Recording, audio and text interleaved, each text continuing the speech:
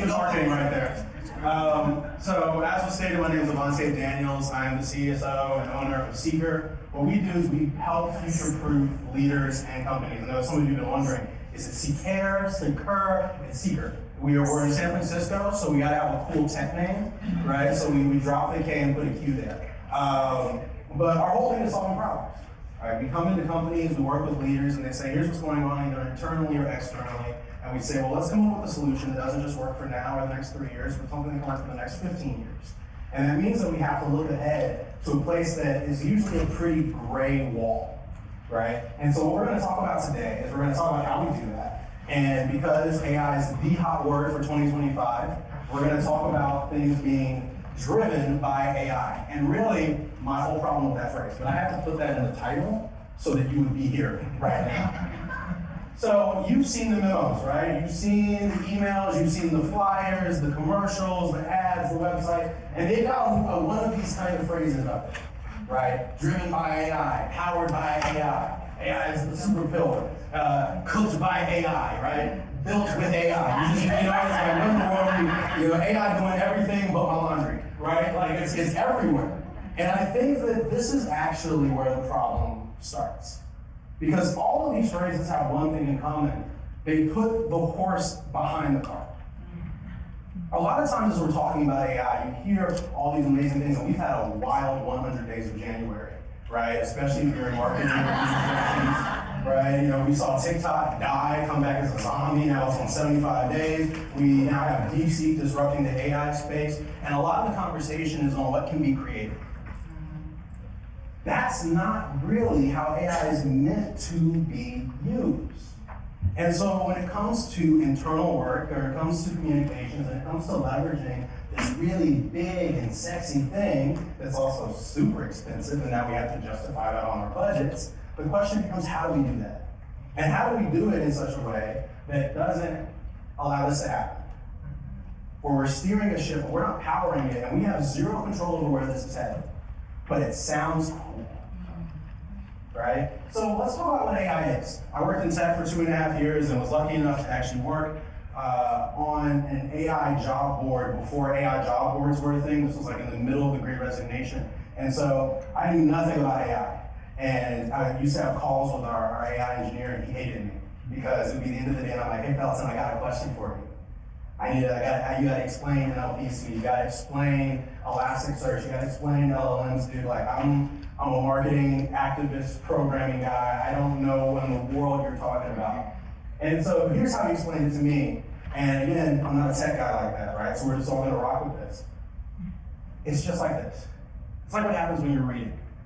What AI does is takes in an input of information, and then it synthesizes it. Very similar, or what we're trying to make it is a facsimile to how your brain understands information. It makes relations between values and words. But one of the key things that happens here is that this amazing person is not understanding things without reading. All right, there's an input here. And on a human level, we do this, right? Like you're taking in what I'm saying right now, you're understanding it, and hopefully afterwards you'll be like, oh my gosh, I understood exactly what he said, you'll come tell me because I'm really insecure. But whatever that is, right, that's how we process and understand the world around us. AI, what that does, is it allows us to process a lot of information at one time. What seems like a near infinite amount of information at one time. But really what we're doing is just like I copied and pasted this photo, right? We have people who are reading, we have the AI that's understanding it. And so the question really becomes not how many readers do you have or how many synthesizers do you have, but how big is your library? And this is a question that a lot of companies are dealing with. This is why you're seeing so many companies heavily invested in AI, because this is a wealth of data. And the way the Web 2, the advertising world has run for the last 10, 12 years has been built off of this.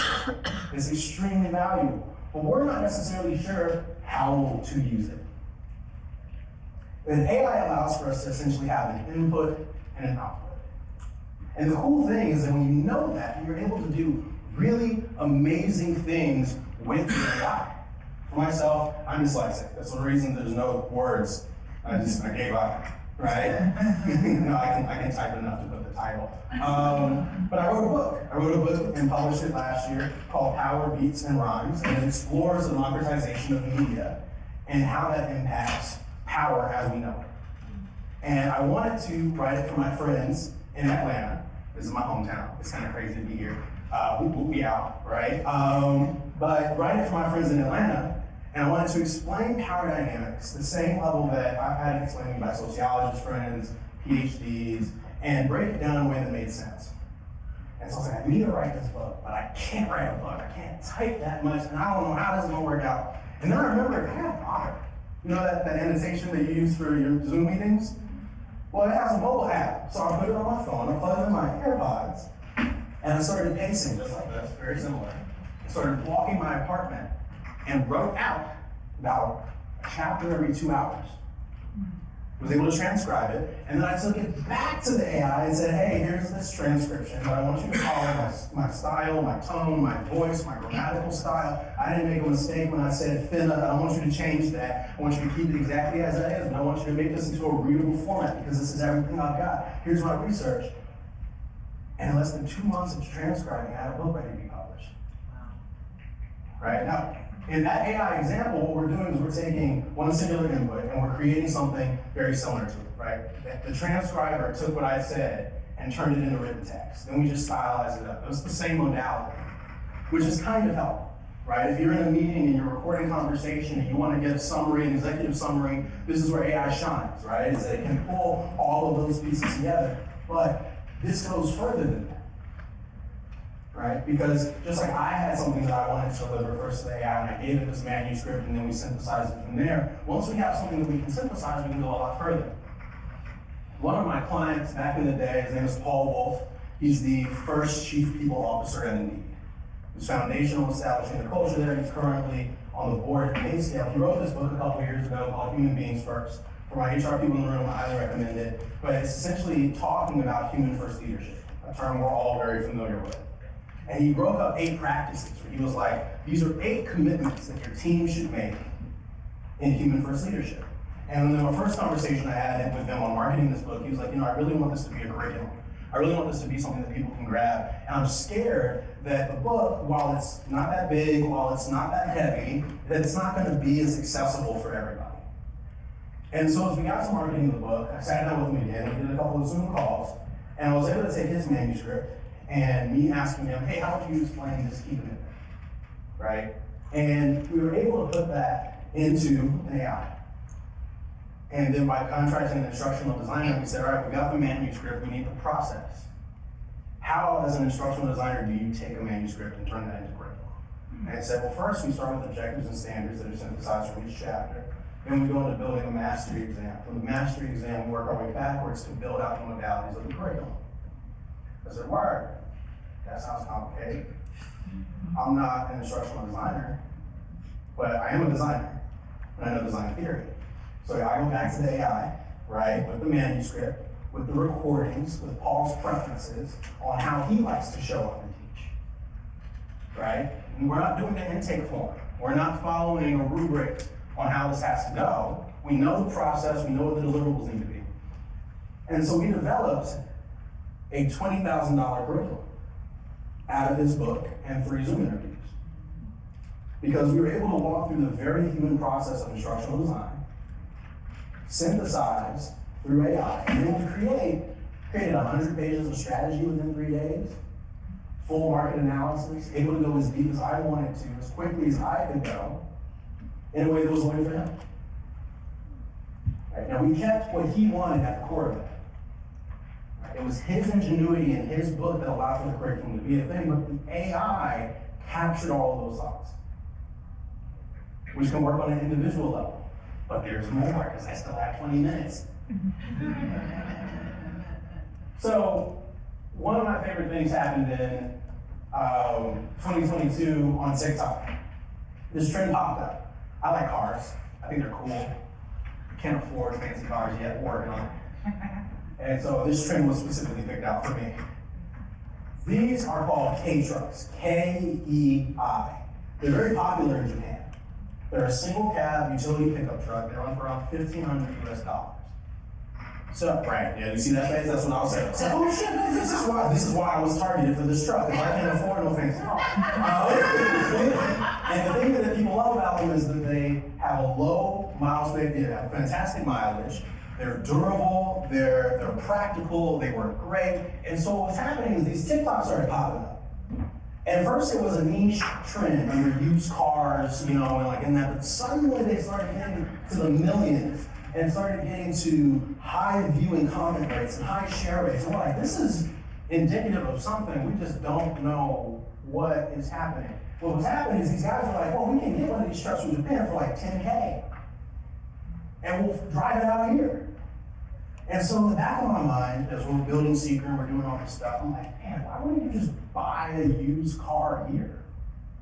Like, I remember when Zuzu was that small, they don't even have a Zuzu anymore, right? I was like, yeah, you could get a used car, why would you not? Why are we buying it all the way from Japan and going through all the processes to do that? And so we found 175 of these videos. Not a very large sample size for what TikTok is. And we fed them into our AI and said, look, we just want you to understand, help us understand what these guys are talking about. We want you to use to look at the video file, what's in the video file, how it's shot. We want to take a look at tone. We want to take a look at what they say. We want to take a look at the features that they talk about. And we want to understand the people behind this. And so, with AI, we came up with this demographic. Suddenly, little random trends, right, or little TikTok, little moments of dopamine hit, signified a whole market segment. Age of 17, honestly said this was probably younger, but TikTok won't be like that. The 17 to 24 was probably closer to 15 to 21. They're digital natives, they're early in their career, they're in college or post-college, they're urban-centered, they're in cities, they're in tiny apartments because that's what we can afford. Right? They're value conscious, they're sustainability minded. And the most interesting thing to me was as they are sustainability minded, they also have a strong rejection of the bigger is better mentality. And so here I am going, these kids are broke today. Right? We'd all acknowledge that. Like, you're not going to a 17-year-old and asking them to buy anything. Right? But right now, does anyone know the big trend that's happening in vehicles right now? Starts with an E. Electric vehicles. 2036, California has mandated that we're not going to sell gas-consuming vehicles anymore. So we're not talking now. We're talking in the future. But my curiosity was like, all right, these kids are going to grow up. Right? They're going to have moments in their life where maybe they're in this first used car, the heater car. We all remember that car you had like at 16, 17, that guy in college. Could have been your mom's, could have been that thing you found on the side of the road, but it's the beater car. Right? But then after that, you get to your 30s, you get established in your career, maybe you build a family, and suddenly the passenger door that doesn't work is a problem. And so you have to go buy a real car. And so I was like, all right, let's take a look at this.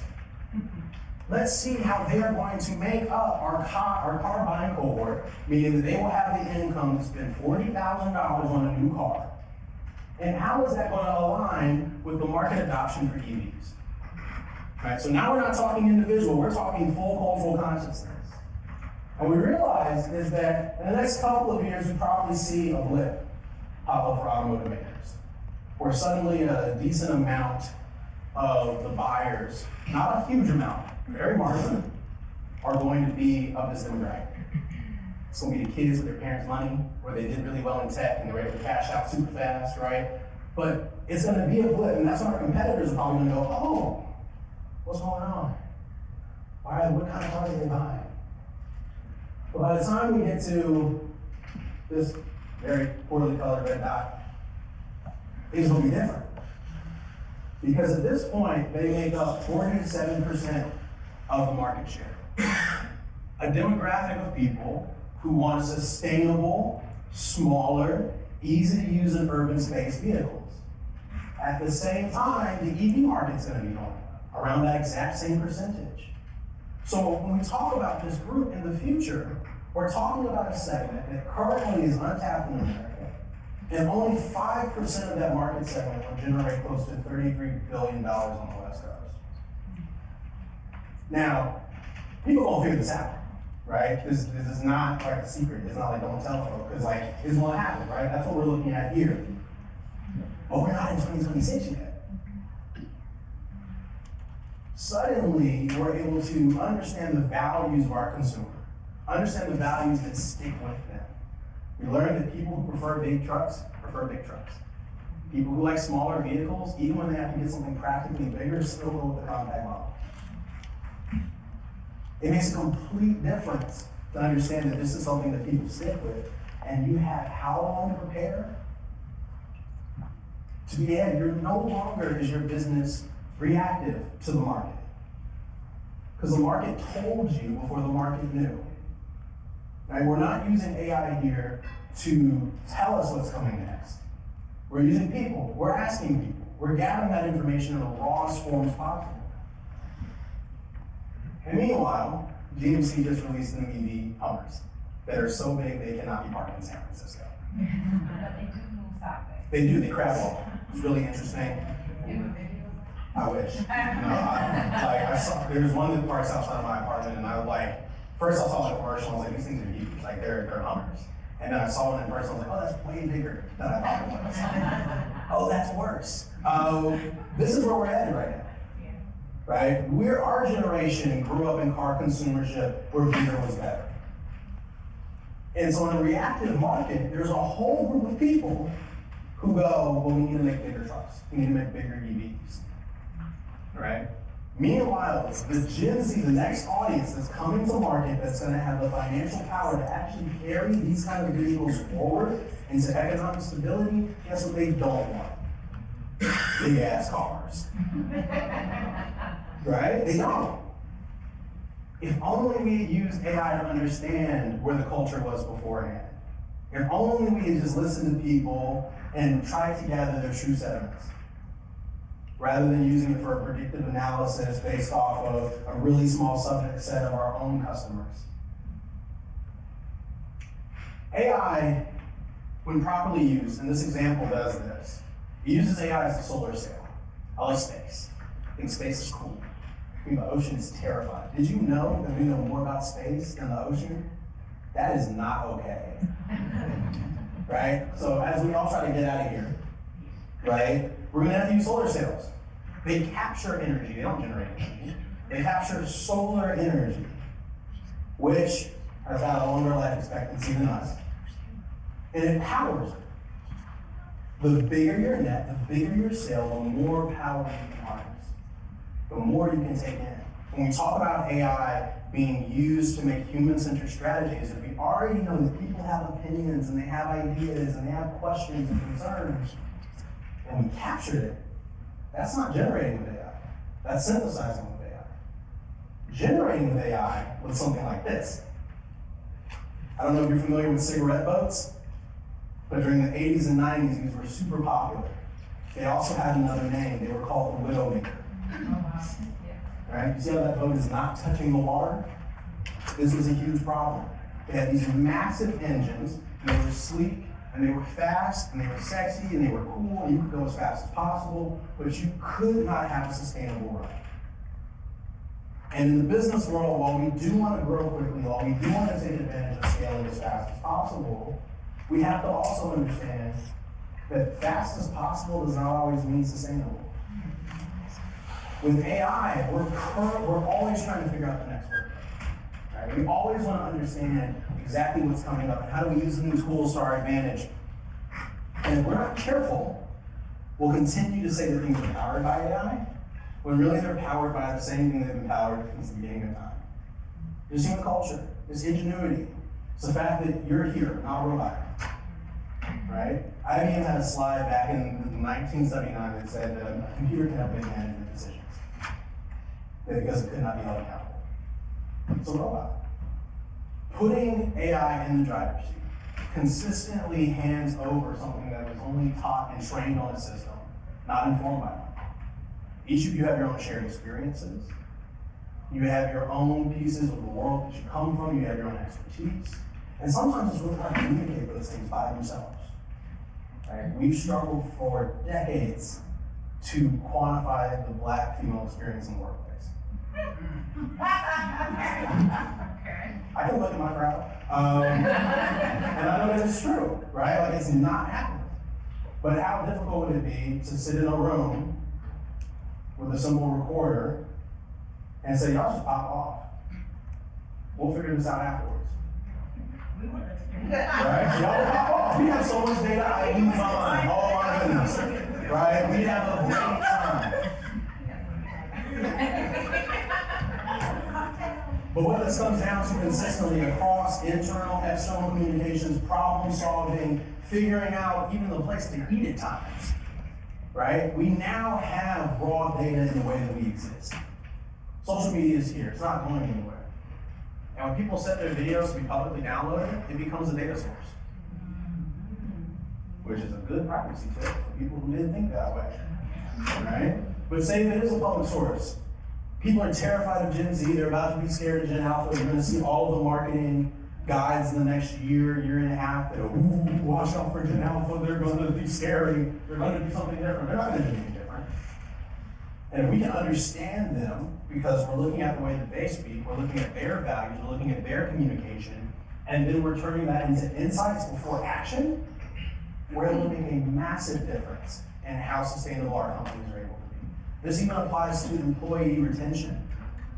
When you want to talk about what's going on inside and cultural moments, being able to have a real conversation, an honest conversation, sometimes without a natural framework, that's a really hard thing to do when you have to capture that data yourself. Right? If we're able to open up that side of the funnel, we're able to gather as much as possible, and we can still be as quantifiably resilient as we've always been when we're driving the situation. That idea is not going to come from AI. It's going to come from us continually pursuing cultural competency and authenticity in all of our conversations, whether that's to break new profit records, to fix attrition, or just to be decent managers. All of this becomes leverageable and helps your team understand the power that they naturally have, whether they're able to put it into a corporate jargon format or not. So what we're talking about here is what you know. It's the culture that predicts the markets, nothing else. It's people say where they're headed. They do what they're going to do, and we all have to deal with the repercussions of it. I got so many text messages when Red Note popped up. All my friends, do we get on Red Note? I was like, don't get on Red Note. I don't know what's going on yet. Give me a second. Right? But the culture made that move. There wasn't a CMO who was like, I've got a plan and I'm going to drop it on TikTok and it's going to work. No, that was like a 22-year-old at best. But they have huge capacity to change the market. Because the same way that we're adults now, so they will be. They'll have the same economic mobility and hopefully more if we do our stuff right. Those markets are going to predict where you're going to make your profit. We still have to value the human at the same time. And the best way to do that is to put the synthesis out of human hands. When I naturally roll on my TikTok feed, I only laugh at the things that I find funny. If I were to ask one of my friends to do that 150 video synthesis, he would hate me first. But then secondly, he wouldn't be able to give me actionable information because he'd be looking at it from his point of view. He couldn't just look at the language by itself and see what it says. None of us can. We exist. Being able to interpret and act on it, that's our day all day long. So use AI to capture as much of the culture as possible. Understand it, respect it, and engage with it, and your business will continue to be sustainable. It won't have to be powered by AI. It'll be powered by us.